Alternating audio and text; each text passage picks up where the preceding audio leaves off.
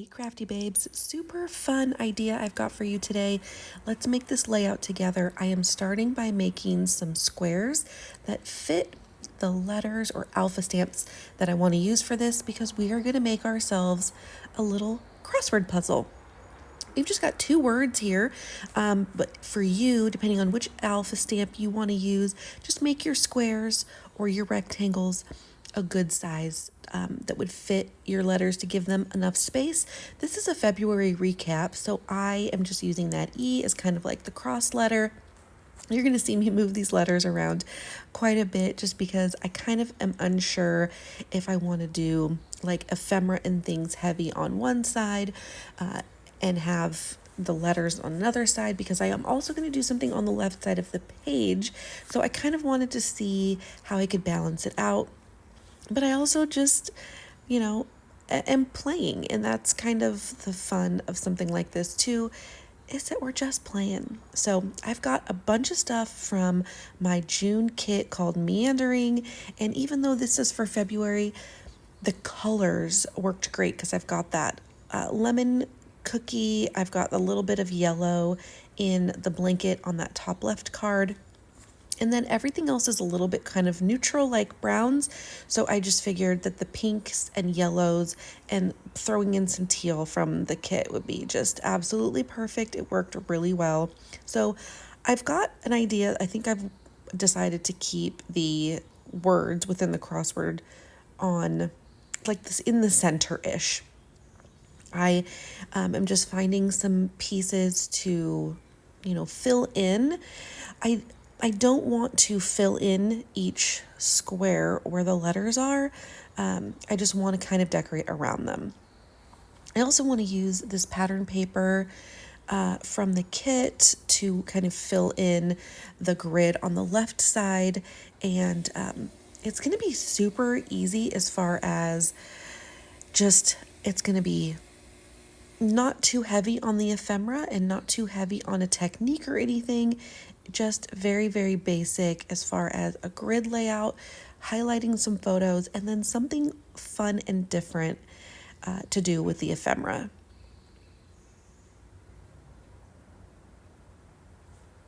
So I've grabbed like a label and some tickets and this like speech bubble and a floral, and I'm kind of just layering and making things feel a little bit balanced.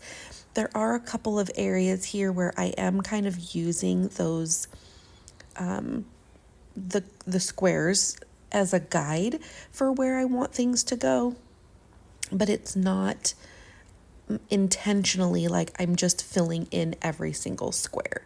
I am still trying to separate color and kind of make things feel balanced. So, and I am going to do them all in one color. And I've decided on the saltwater taffy because it's just adorable. I just love this color so much. Now, the great thing about doing this inside of the notebook is that I've got these built-in guide lines, right? And I did use those guides or those lines as guides for, for measuring. So I did measure 1 inch across for all of my columns. But then the rows, I just used, it just seemed like 4 lines was enough. And so I just used those as a guide, and all I did was pencil these in. I didn't want to make the lines themselves stand out too much. And so I just left them in pencil, and that way they're subtle and they're not overpowering. And all the other things that I'm doing to this layout are the things that are standing out more. And so I just make it, got to make it easy on myself, right? So a little tip, just make it easy on yourself. However you do that.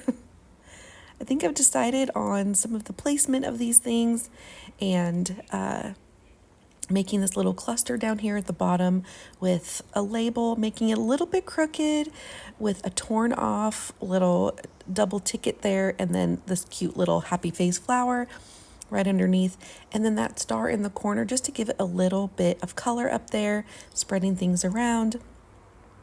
And just kind of, I am really spending like no time really deciding on where things are going or making things feel extra special, because remember, this is just a recap. This is just some leftover photos from the month of February that like didn't need their own stories, didn't need their own pages, but I didn't want to forget about them. So these are the kinds of freedoms that I give myself when it comes to memory keeping, is that not everything has to be a masterpiece. Not everything has to take 2 or 3 hours where there's all kinds of brand new techniques and trying new things every time. Like, tried and true is how I get through. So maybe that needs to be our new motto. But here I'm using these journaling spots from the meandering kit just to do a little tiny bit of journaling. You know, I am not heavy on the words in any of my memory keeping pages. So for me, little facts about what is happening, little facts about the photos, letting the supplies, the words on the supplies help me out with the storytelling is kind of the name of the game for me.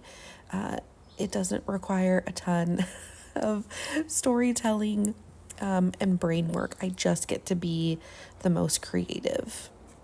So we're going to add a little bit of stamping. I used the home stamp from the Take It Easy stamp set, which does coordinate with meandering. And I'm going to use the 2 little clouds to make myself a little cloud cluster, because I've just kind of been obsessed with the cloud clusters. And that's pretty much it. We're not going to add too much else. I'm probably a sparkle. Yep, I'm adding some sparkles because, you know, you got to add some sparkle. But that's it. And thank you, babe, so much for being here. I hope you've taken something from this layout to use in your own projects, and I will talk to you soon. Bye.